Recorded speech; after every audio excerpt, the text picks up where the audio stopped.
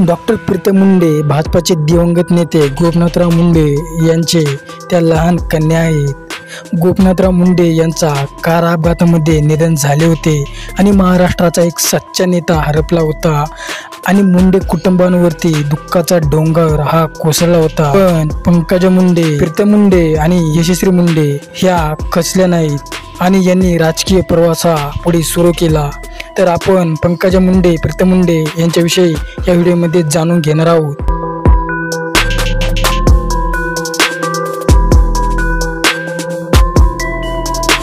गोपनाथराव मुंडे यांच्या मोठ्या कन्या म्हणून पंकजा मुंडे यांच्याकडे पाहिलं जातं आणि पंकजा मुंडे यांनी काही महाराष्ट्रामध्ये मंत्रिपद देखील भूषवले आहेत। पण प्रीतम मुंडे यांचा राजकीय प्रवास आपण जर पाहितला तर त्यांना राजकारणामध्ये यावं लागलं। गोपनाथराव मुंडे यांचे निधन झाल्यानंतर त्यांचा राजकीय प्रवास हा सुरू झाला होता। प्रीतम मुंडे यांचा जन्म 17 फेब्रुवारी 1983 मध्ये एक राजकीय घराण्यामध्ये झाला होता। पण एक राजकीय घराण्यामध्ये असून देखील त्यांना उच्च शिक्षण घ्यायची इच्छा होती। प्रीतम मुंडे यांनी 2005 साली DY पाटील मेडिकल कॉलेजमधून MBBS ची डिग्री ही प्राप्त केली आणि 2010 साली DY पाटील युनिव्हर्सिटीमधून MD ही पदवी प्राप्त केली आणि त्या डॉक्टर देखील झाल्या। नाशिक जिल्ह्यातील रहिवासी गौरव खाडे यांच्यासोबत प्रीतम मुंडे यांचं लग्न देखील झालं। या लग्नाला 40,000 लोक उपस्थित होते, राजकीय क्षेत्रातील पुढारी आणि कलाकार।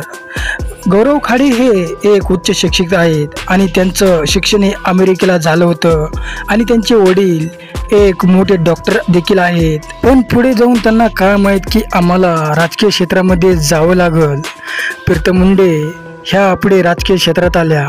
गोपनाथराव मुंडे यांचं निधन झाल्यानंतर त्या 2014 मध्ये बीड जिल्ह्यातून निवडून देखील आल्या होत्या। देशातील त्या पहिल्या अशा उमेदवार होत्या त्या सर्वात जास्त मतांनी निवडून आल्या होत्या। तब्बल 7 लाख मतांनी त्यांचा विजय झाला होता। तर 2019 मध्ये देखील बीड जिल्ह्यातील जनतेने त्यांना पुन्हा खासदार केलं होतं। डॉक्टर प्रीतम मुंडे ह्या लोकसभेवरती पुन्हा निवडून आल्या आणि बजरंग सोनवणे यांचा पराभव झाला होता।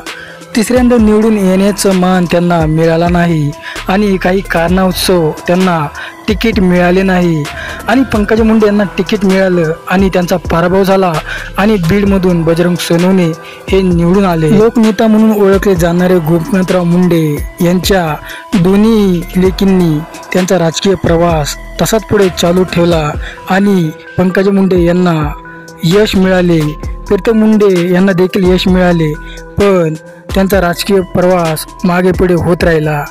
पंकजा मुंडे यांना OBCचा महाराष्ट्रात मोठा चेहरा म्हणून ओळखलं जातं आणि त्या महाराष्ट्राच्या एक दिवंगत नेते म्हणून ओळखल्या जातात। आम्ही देखील सांगू इच्छितो, लोकनेते गोपनाथराव मुंडे यांच्यासारखा नेता होणे पुन्हा शक्य नाही।